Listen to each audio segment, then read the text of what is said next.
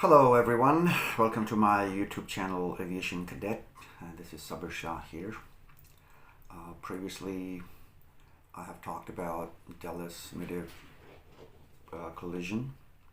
Previously I have talked about the Dallas MidAir Collision and my initial assessment was totally wrong. But right in the essence of how the things were shown on media, what I thought that B17 was on a straight-in approach for landing and P63 was in a normal final turn to initials and then touchdown. For fighters it's much steeper than the bombers in the passenger planes. But again, the idea was that P63 couldn't see B17, but then a lot of videos were circulated, so I will just talk about one video which is going to make the point over here, because none of the people which I have seen have talked about B17's flight path. What was B17 doing during the whole time? What's his role in this accident? So my focus will be on B17 today. So in my previous videos, I will leave the link below, and you would see that I have shown P51, the Mustang's, its flight path, its circuit, how much height did it gain before descending into final turn, the left-hand circuit, and it flight past the runway on the west side of the audience successfully in around 1 minute and 4 seconds. And P63 also did the same time.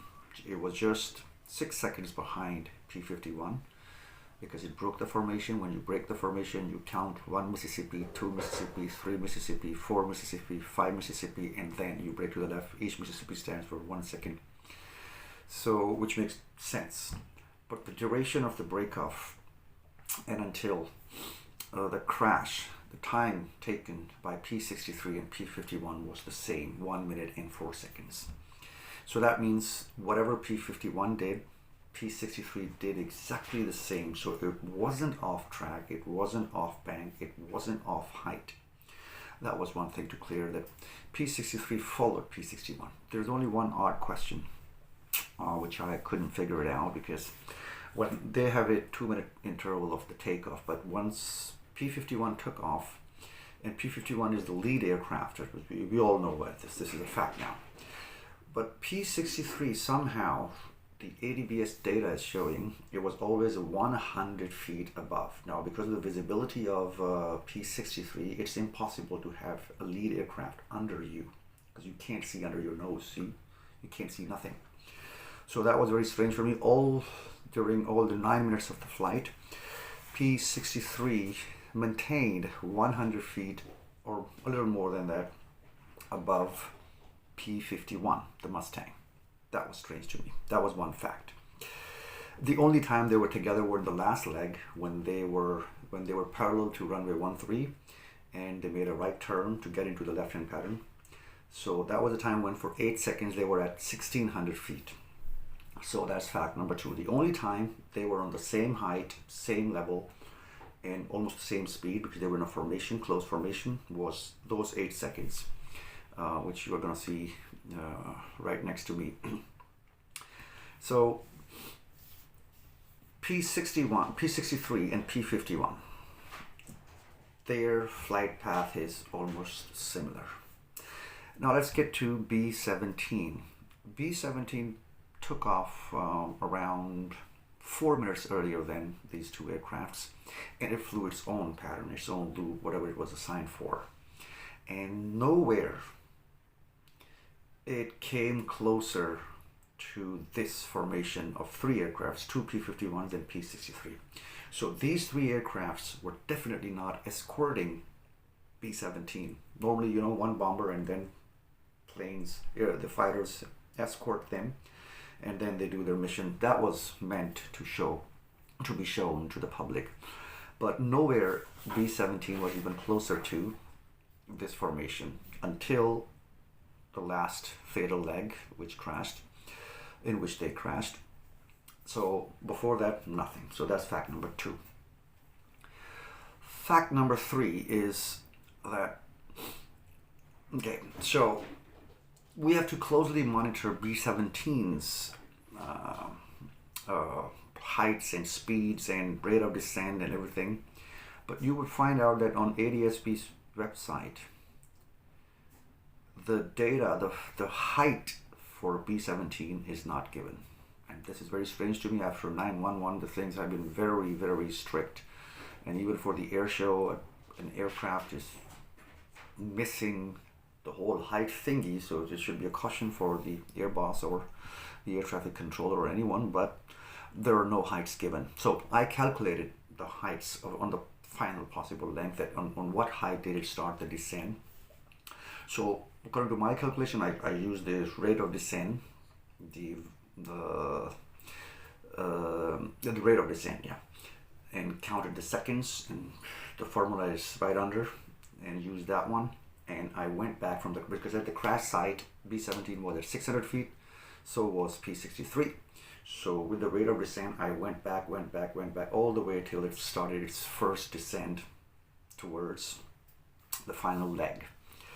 So around 13 to 1400 feet. Just this data, how accurate that is, I don't know, of the ADSB website, but I did second by second, leg by leg, points mentioned on the website, and I calculated it's around 13 to 1400 feet. So B-17 in the final leg was at 1400 feet maximum or 1200 feet minimum when it started to descend and started going in towards the runway 31. At that time, exactly when it started its final descent, before that, the P-51 and P-63 were in a formation, and they just turned right from runway 13, flying runway 13, and they just broke to the right in a formation. So once they break their formation, P-51 went up till 1825 feet. So for 1600 feet they were parallel, and then they broke off, like, okay, so break off signal, and then P-51, it climbed up to 1825 feet, but P-63 climbed up to 2100 feet. Reason, we have heard that Airboss called P-63 and gave him instructions to overtake B-17 before the runway. So definitely you will gain more height, so you are higher, and then once you will get yourself in a bank, you will add power, you will increase your speed, so you will be faster and steeper so that you could cross that plane. So that was the reason why P-63 was always higher than P-51 at the same time, at the same place. It was always higher because it wants to give clearance, because it can't see in the left bank what's behind it, what's under his tail, under his nose, or under his wings. So he wanted to give a clearance because B-17 started the descent at around 1300 feet, or that's about what I said, or plus minus 200 feet. So when P-63 got well stabilized, rate of descent was pretty normal, rate of bank was pretty normal, and speeds were just like P-51, gaining the speed. It has to be faster once it's gonna fly past the runway. So once it turned, it got parallel to Southampton Road, it was stable for 14 seconds of its flight. Now on a fighter plane, 14 seconds is a long time. It was going in the same direction, 357. You can check it on ADSB website. So it was going straight line. And once they go to the ground reference to turn left into the runway, that's the freeway where the McDonald's sign you have seen, that's the ground reference point, because you don't fly with the instruments, you fly with the ground reference points. So once your nose touches that one, you initiate the turn towards left side and get parallel to the runway and fly past. That's where the B-57 from his east, from his right, approached, and they crashed. So this is what we need to see now. So as I said, I claimed that for 14 seconds, P-63 was flying straight and level, not straight level, descending, in increasing speed, went up to like 180 to 90 knots, which is very normal for a fighter plane, for P-63. So when it reached the final McDonald's freeway, where it had to make a left, it initiated its bank and was descending down where it couldn't see B-57 on its back, and slowly it went in. So what was B-17 doing? So let's rewind back. B-17. If we go back, B-17 was, it made, as I said, it took off 4 minutes earlier to the other planes. So once it took off, B-17, it went into a holding pattern, then crossed over the runway, then went into a circular pattern, and did its first loop to the right over runway, and got parallel to runway 13. Then it went into the similar pattern which it did with the last final fatal leg. It got parallel to runway 13, made a right turn, climbed up. Now that's the point. There is another De Johnson freeway, which is again the ground reference point. When it was flying towards that one, it started its descent earlier and maintaining 136 to 140 knots. And it made a left turn, maintaining 136 to 140 knots. And it got over Southampton Road, right on top of that. You know, under the nose, it was Southampton Road. So I think that was a ground reference that you have to fly over Southampton Road. And it went to that, again, I call it the McDonald's freeway. And it made a left turn, got parallel. Again, we don't know the heights to the runway, and went into a circular pattern, and then came back for the final leg, which crashed. Now, on the final leg, if you compare it with leg number 1, previous leg he flew, he was overspeeding off the track, missed the ground reference points at least 8 points. There were at least 8 points where it could have made a recovery to get back into normal flight path, which I believe was the first one, because that was perfect. So in the second one, when it broke off from when it was parallel to runway 13, it broke off to the right. Now once it went up, it climbed. Now previously it started descend facing this side, facing the freeway, De Johnson freeway.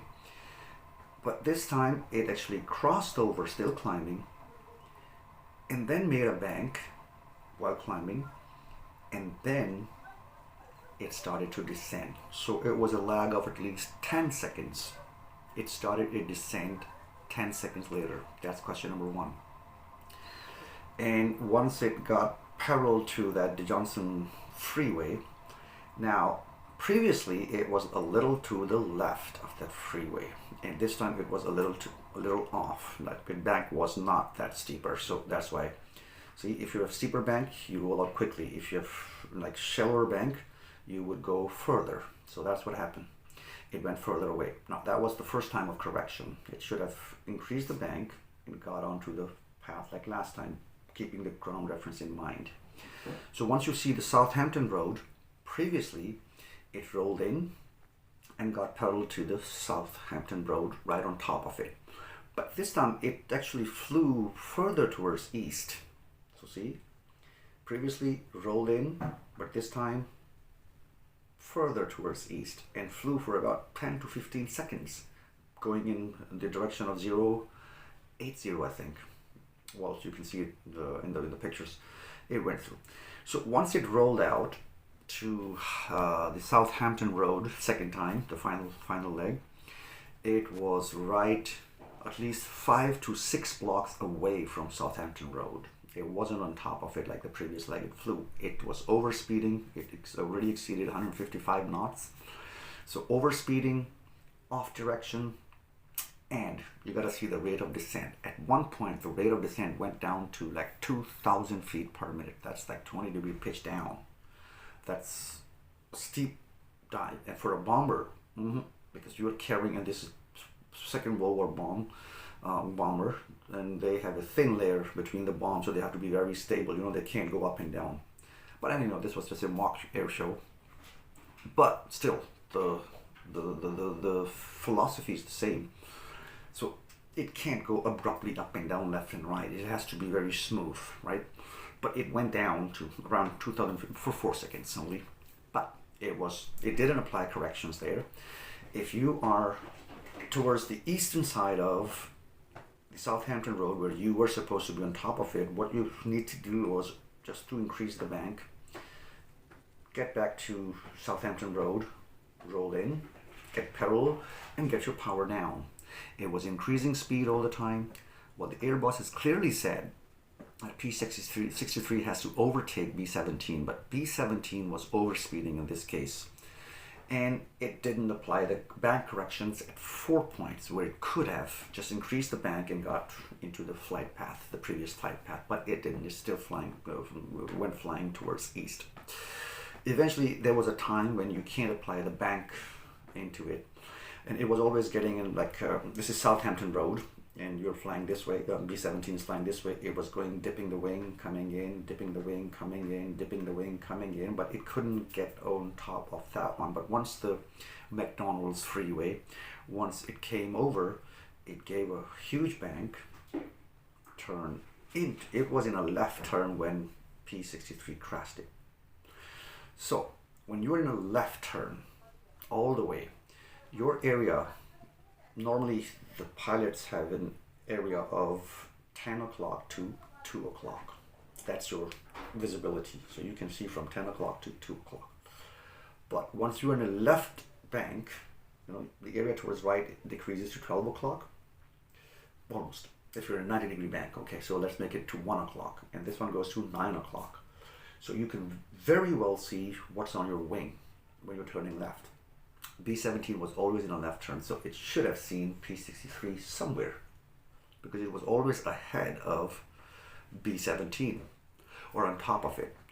So once you're in a turn, your top is clear, and every pilot, while making a turn to the left, it clears the area to the left, front, right, top, and then left again. Make sure that there's no aircraft on the left. And B17 has turned around, tried to make the corrections around 6 times.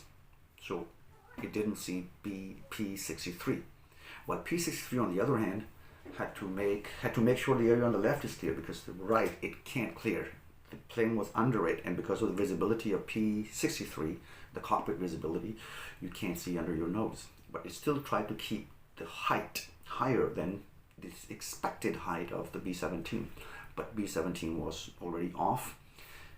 Abrupt descent and abrupt course heading change, and the speeds.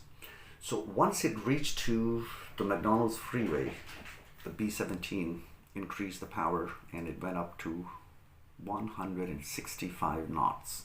And at that time, P63 was making a left-hand turn, getting parallel and decreasing its final height, which it kept from its lead, which was like plus 200 feet. So it was decreasing that one. So bank was higher, around 60 degrees, and it went in, and B17 came into the weigh-in. Crash. So the questions are on B17 more than on P63. One thing is for sure, according to this data, that P63 did exactly what P51 did. And in the final, in one of the videos, if you see, before P63 hit B17, which was also in a left turn, B17 was also in a left-hand pattern turn, so it should have seen the aircraft on its left, but it didn't, which is a question mark.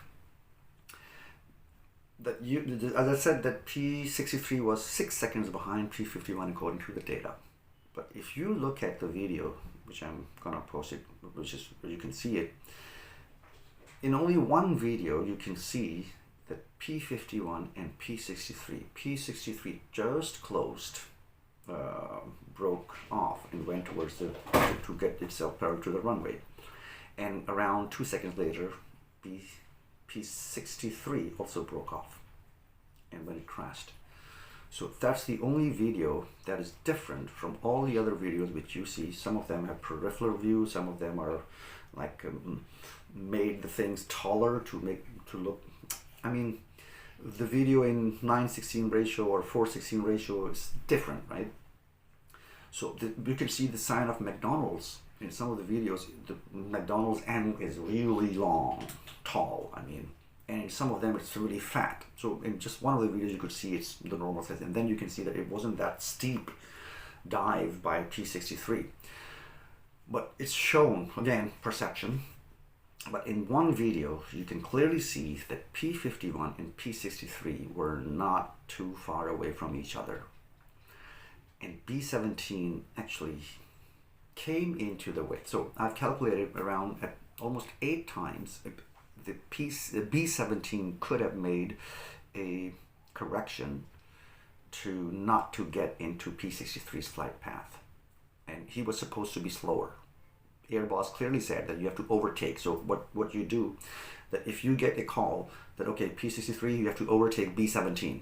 Well, they have the call sense. I don't know the call sense, but I mean, let's say King Cobra, you have to overtake this Chicago, whatever bomber. So very clear instructions. So you have to slow down. In previous loop, in the previous circuit, you were maintaining 143 knots. But in this one, 165, and that's 22 knots faster. Imagine if he was back to 143 knots. Where would he have been? He would have been slower. He would have never crossed path with P63. So that's what I'm saying, that there were at least 8 points where 4 of them, he could have just increased the bank, got parallel, power down, and would have never come. So even on the last leg, if he would have just powered down, B17, if he would have just powered down and from 165 knots gotten back to 140 or 150 knots, he would have missed P63 by 2 seconds, even on the last leg. In the first correction, when it was off the Southampton road, if he would have applied corrections there, he would have missed P63 by 8 seconds. So just imagine, every second counts, and that's what happened. So that's my 2 cents on this incident. Again, condolences to the families, and hope these amazing pilots, they find peace. May their souls rest in peace. Bye.